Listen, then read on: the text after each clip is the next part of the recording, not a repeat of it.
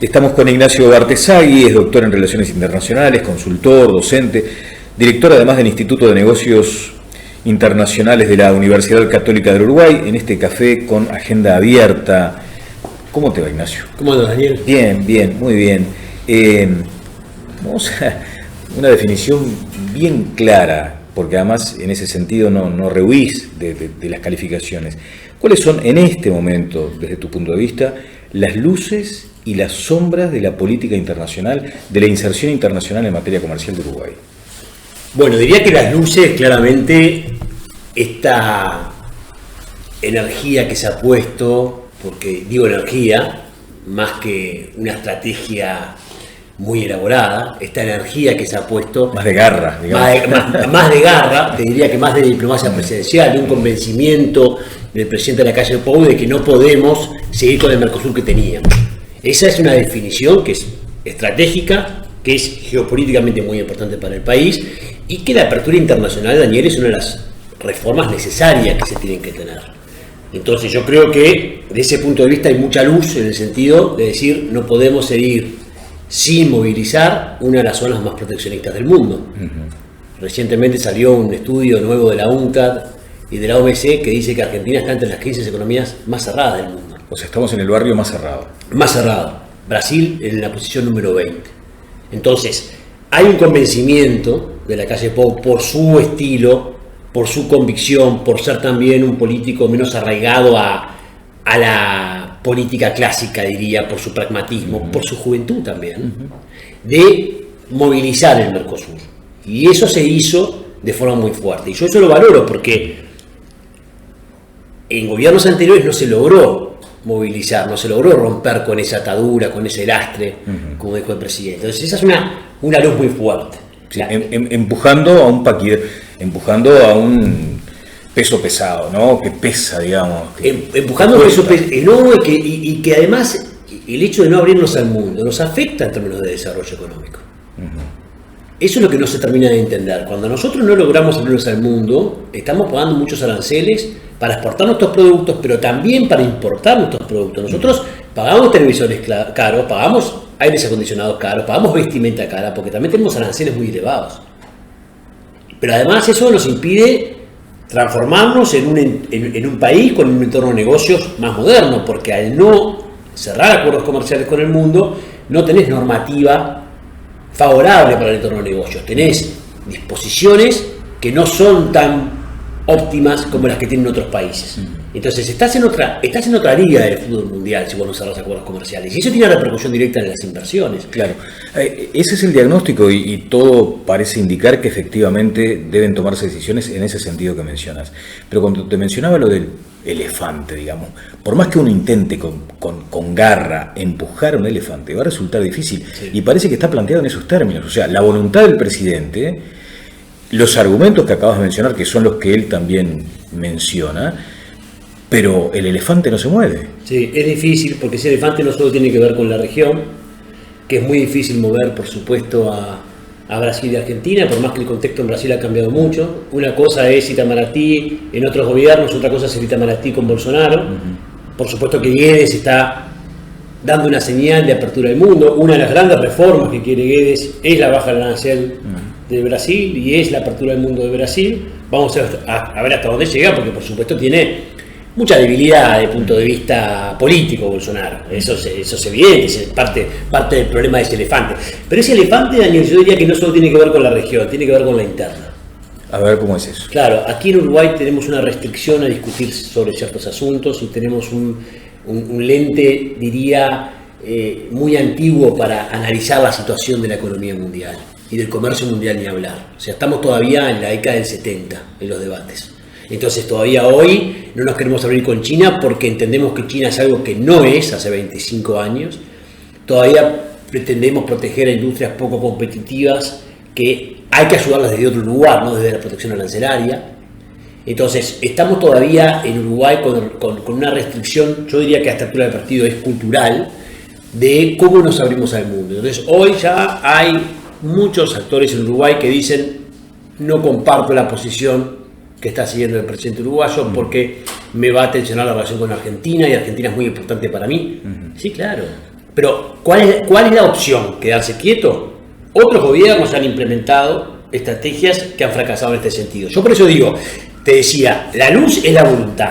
La preocupación, ¿no? O uno puede decir, el gris que está observando en todo esto es, bueno, si tenemos una estrategia bien definida y si tenemos un consenso nacional mínimo. Regional no lo tenés. Regional ya sabés que tenés una Argentina que siempre va a estar en contra, un Paraguay que va a estar a pendular entre Argentina y Brasil, sí, pero yéndose más para Brasil si Brasil presiona, y un Brasil que te apoya, que no es el conjunto de Brasil, que es un Brasil más focalizado en economía, porque recordá que la industria brasileña está a favor de Argentina, está en desacuerdo en abrirse al mundo. Sí, y ahí es donde uno se pregunta si esto del presidente no es tal vez un grito en el desierto, o de pronto... obviamente en la oposición se encuentra una postura crítica respecto a esta apertura, a esta flexibilización, pero en la propia interna de la coalición gobernante hay quienes difieren respecto a la estrategia. Sí. El propio expresidente de la República, Sanguinetti. Yo lo he hablado esto con el expresidente Sanguinetti y tengo la suerte de conversar también con el presidente de la calle Pou sobre asuntos de política internacional, Daniel, y cuando uno va al detalle, Sanguinetti apoya la estrategia. ¿Por qué la apoya? Porque entiende que es el momento de conseguir algo. Los contextos son los contextos, no tenemos 30 años más. Que puede diferir en la táctica, sí. Que puede decir, bueno, yo acá no hubiera tensionado tanto la relación con Argentina. La gradualidad. La gradualidad. Sí, pero gradualidad, ¿cuánto tiempo tiene? Pero ¿cuánto tiempo tenemos de gradualidad cuando vos ves a un Bolsonaro que está débil y que el contexto y el factor Lula, por supuesto, que nos va generando cierto temor? Hay que ver qué pasa también con las internas en Argentina, digamos, con las elecciones en Argentina de medio término, porque eso va a darle más o menos, digamos, cintura política a Fernández en lo que le queda de gobierno. Entonces, no hay mucho tiempo, tenemos que avanzar. Entonces, sí, la coalición tiene sus reparos, Manini también Manini. hizo mención a eso. Sabemos que el Frente Amplio está muy en contra, pero yo creo que está muy en contra y por razones más políticas que de conveniencia nacional, porque si uno repasa lo que ha ocurrido en los últimos gobiernos del Frente Amplio, bueno, aplicaron la misma estrategia. Claro. Ignacio, estábamos mencionando esta postura presidencial como la luz, o una de las luces, ¿no? ¿Y dónde advertís las sombras de pronto? ¿En la falta de debate, de entendimiento? Sí, la sombra es que estamos muy callados. Parece que hay pocas personas que hablan sobre las verdaderas implicancias, las definiciones que se deben tomar en política internacional. No se habla de la relación apertura del mundo empleo, Daniel. ¿Qué implica captar más inversiones? ¿Por qué el hecho de regular los servicios te mejora la competitividad de los servicios? Ya no solo bienes. Y eso cómo repercute en el empleo y cómo repercute en el desarrollo económico. El hecho de que vos cierres un acuerdo con China, ¿qué implica eso en que otras economías automáticamente se interesan en vos? Después están esos conceptos casi atávicos, ¿no? Porque acabas de mencionar la necesidad esa de oxigenar el comercio, de abrirse, en fin. Y hay quienes sostienen, sí, cuidado, porque está muy bien. Uruguay puede llegar a colocar su producción en más mercados, diversificar la agenda comercial, pero a su vez recibir productos de distinta procedencia y comprometer de pronto aquel empleo tal vez no tan calificado, en lugar de generar, destruir empleo. Ese es un debate que tenemos que dar. Y que en realidad Uruguay, ese efecto, que sí tuvo implicancias en la competitividad de muchas empresas, se dio cuando establecieron con el Mercosur. Eso se dio en la década del 90. Hoy el efecto ajuste, y está estudiado, Daniel, de la apertura con China o con otros mercados, es relativamente menor para Uruguay. Es fuerte para Argentina y para Brasil todavía, por sus propios mercados internos, pero también por sus encadenamientos regionales que se exportan mucho entre sí. Claro. Pero para Uruguay hay que estudiarlo. Nadie está diciendo yo voy a abrirme con tal mercado y me voy a despreocupar de lo que va a pasar con estos 5.000 empleos en tal sector sensible. No, tengo que atender, pero el gobierno, ¿qué tiene que definirse por el neto? El neto es positivo o es negativo. Si el neto es positivo, tenés que avanzar. ¿Y avanzar rompiendo? Avanzar rompiendo con el Mercosur, sí. Decís, dependerá hasta dónde vas a llegar. No estamos imaginando que tenés que romper con el Mercosur para avanzar. Estamos diciendo, bueno, el Mercosur va a tener que reconocer que no es lo que es, y vos necesariamente vas a tener que conseguir una autorización puntual. Pero hay que ponerle plazos a eso, tampoco podemos estar 10 años más discutiendo si el Mercosur se da cuenta de lo que es. No, es que para mí los plazos son este segundo semestre. ¿De este año? De este segundo semestre debemos conseguir algo en la presidencia pro tempore de Brasil para poder a mi juicio, lo que se puede conseguir, lo que se debería conseguir, es un TLC con China. ¿Y hay expectativas? Hay expectativas, China está interesada, pero Uruguay tiene que moverse, nos tenemos que mover. No nos estamos moviendo a la velocidad que yo quisiera. Ya deberíamos tener un estudio de impacto en proceso a nivel nacional. Nadie nos impide. Esta pregunta que tú me hiciste del posible impacto en la industria, bueno, vamos a estudiarlo, si se puede estudiar. Si no, ¿sabes qué pasa? Terminamos escuchando cualquier cosa. Cuando en realidad hay que analizar qué pasó con los acuerdos que cerró China con la región. ¿Qué pasó con los acuerdos con Costa Rica, con Perú? ¿Qué pasó con los acuerdos con Chile? ¿Qué impacto tuvieron? ¿Cómo hizo Chile para...? ¿Por qué no estamos estudiando eso para los que dicen no podemos ir con China porque nos va a pedir algo a cambio que es muy profundo y eso nos va a afectar la relación con Estados Unidos? ¿Y no hay algo de eso, por ejemplo? Pero hay que evaluarlo. Somos un país soberano, independiente y con capacidades técnicas para poder evaluar los impactos. Lo que digo es evaluarlos. No te quedes por la mitad del camino.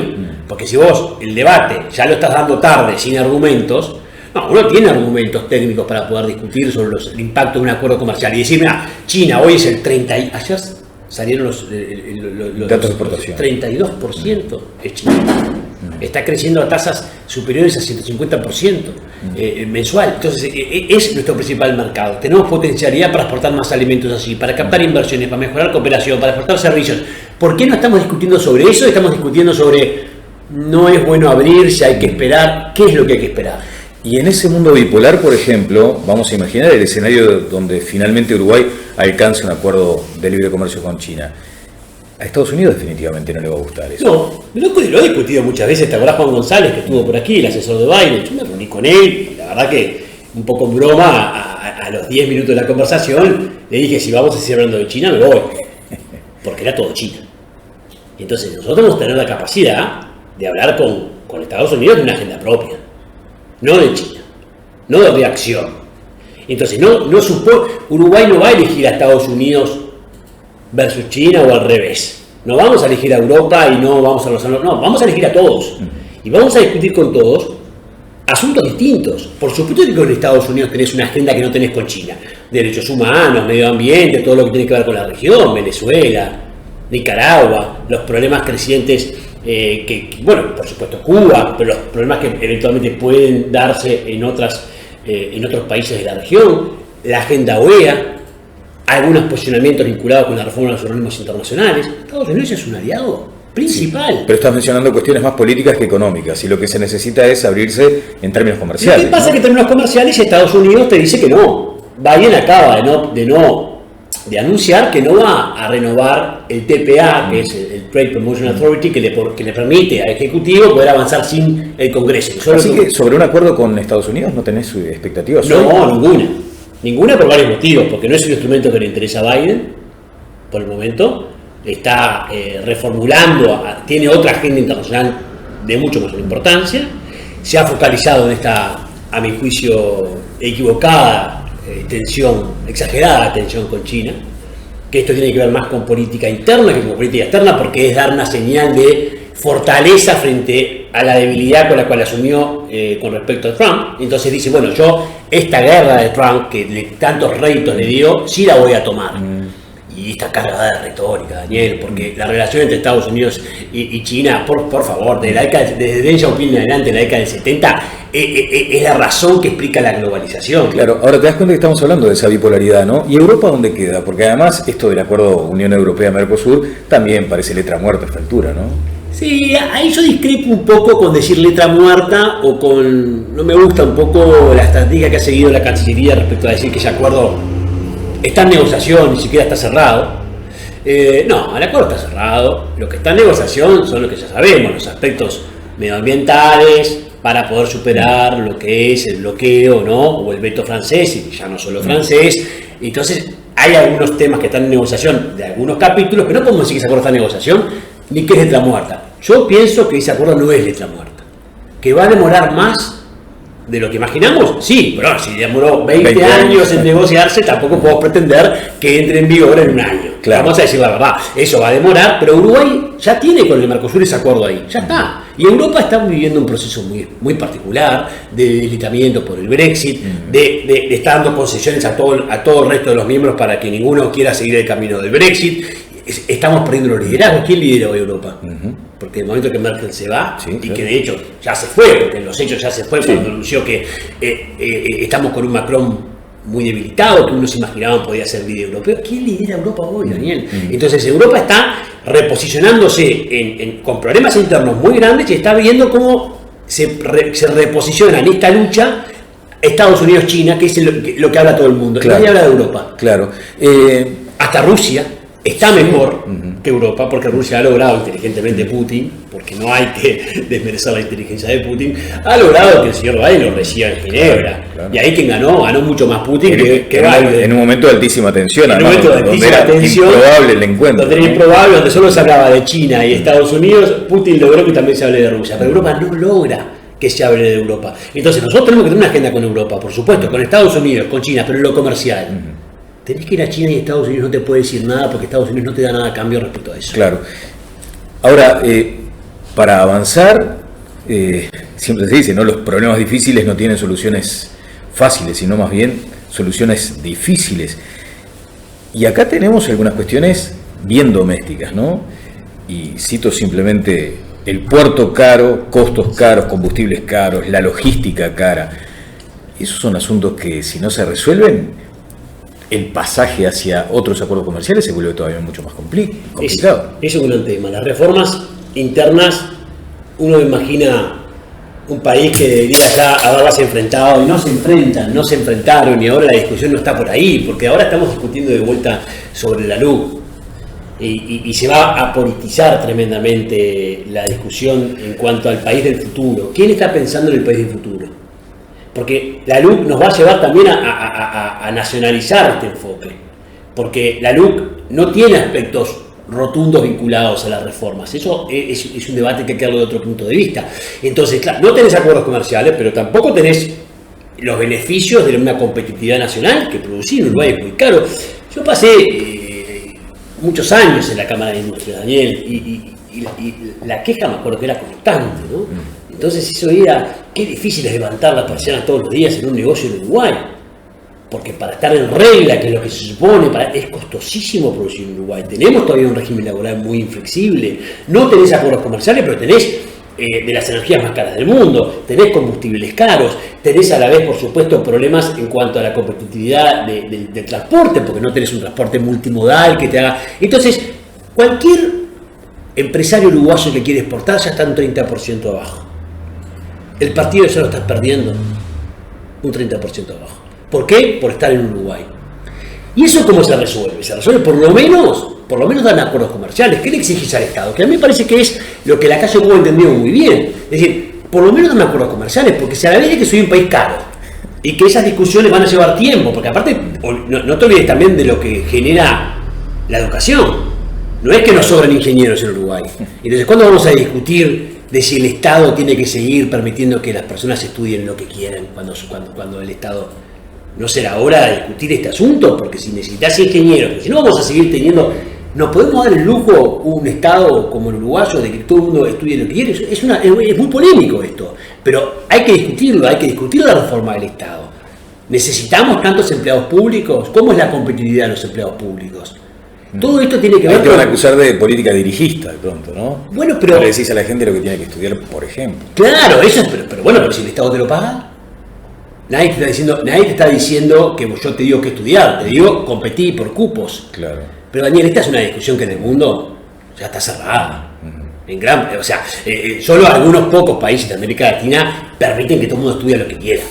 ¿No? Porque en definitiva eso hace que uno tiene que formar a lo... Pero para eso es otra discusión. Tú tenés que formar ¿para qué? ¿Sabemos para qué querés ingenieros? ¿Cuál va a ser la estructura productiva de Uruguay dentro de 25 o 30 años? ¿Estamos discutiendo eso? ¿Para qué queremos ingenieros? Vamos a ser líderes en software, que obviamente es un sector muy relevante, nos vamos a seguir destacando en audiovisual, vamos a poder potenciar todo lo que tiene que ver con la biotecnología, vamos a ir hacia todo lo que tiene que ver con energía renovable. ¿Cuál es la apuesta? Hay algunas señales en ese sentido, pero no sé si son estrategias de largo plazo que tienen que estar asociadas a estas reformas del Estado que vos decís y que hacen que al final el productor le sale muy caro. Me decía hace un tiempo Ricardo Pascale, ¿no? Uruguay carece de una agenda de futuro. Dicho así, te impresiona, pero ahora escuchándote, o sea, efectivamente tendríamos que pensar en una agenda de futuro. Se ha formado una comisión ahora, bicameral, pensando en el futuro. ¿Tenés alguna expectativa sobre eso? Ejercicios se han llevado adelante muchos. Yo he participado de varios. Más en mi área, me acuerdo en su momento, las famosas estrategias nacionales de exportaciones. No sé si te acordás de esto, claro, pero claro. Se intentó muchísimas veces con Uruguay 21, con el sector privado, con varios actores, y no llegamos a nada, porque nosotros tenemos una visión muy de corto plazo, que es lo que nos aleja mucho de Asia, y por eso no comprendemos Asia. Claro. Por eso estamos constantemente... Entonces, tengo expectativas por lo menos en que los temas se empiecen a discutir, pero de allí a llegar a ciertos resultados concretos que después permitan consensos mínimos para llevar... Porque vos decís las reformas, ¿cómo se consiguen? Con consenso. Claro. Consenso nacional, estamos todos convencidos que tenemos que ser un país más barato a la hora de producir, porque eso nos hace...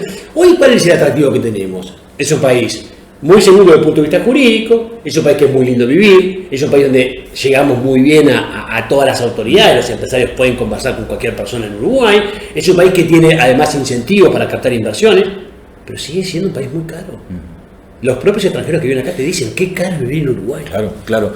Bueno, en el cierre, Ignacio, agradeciendo estos valiosísimos conceptos que acabas de volcar, el COVID se ha vuelto un nuevo disruptor, ¿no? Es un nuevo riesgo. O sea, para cualquier ecuación comercial tenés que contemplar ahora el efecto COVID. Totalmente. ¿Y cómo se lidia con eso, suponiendo que estamos dejando la fase más complicada? En materia comercial, ¿no? Yo diría que la incertidumbre. Si uno tiene que saber manejar la incertidumbre, saber que tú vas a cerrar negocios o que vas a intentar avanzar en proyectos que están cargados de incertidumbre. Entonces tenés que manejar alternativas, muchos planes B. El plan B va a ser algo fundamental. ¿Por qué? Porque todo te puede cambiar. Claro. Porque puede cambiar las condiciones del puerto cuando tu producto está trasladándose. Esto va a tener que implicar que vos tengas alternativas de seguro, pero también saber qué haces con la mercadería si después no puede entrar. Va a costar mucho hacer negocios, el riesgo va a aumentar tremendamente en los negocios. Entonces sí, vamos a necesitar de estrategas, de gente muy activa, de un Estado muy flexible, de un Estado que entienda que estamos en otro mundo, porque es cierto que la pospandemia va a venir, ya la estamos de cierta forma en Uruguay avisorando, pero esto va a volver. Como está volviendo ahora el efecto de la Delta, que unos países que estaban bárbaros como Israel ahora están volviendo, bueno... El propio caso de China ahora, ¿no? En los negocios va a pasar, pero ¿sabes qué pasa, Daniel? No solo va a pasar en la pandemia. Pensado también en los temas vinculados con la ciberseguridad.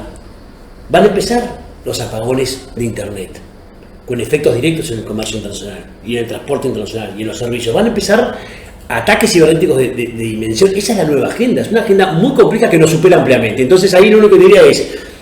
El Estado, que estaba muy debilitado, y las instituciones que estaban muy debilitadas, cuando viene algo tan complejo como el COVID, levanta. Y el papá Estado aparece y le pedimos al Estado que nos apoye. El Estado va a cumplir un rol en una agenda que es tan compleja que supera ampliamente al sector privado. Y el sector privado va a tener que ser muy hábil en moverse con riesgo y con habilidad y con flexibilidad. Acá, el empresario que es rígido y que quiere seguridad para hacer un negocio va a perder, porque esa seguridad va a demorar mucho en volverse, es que algún día vuelve. Muchas gracias. Un gusto.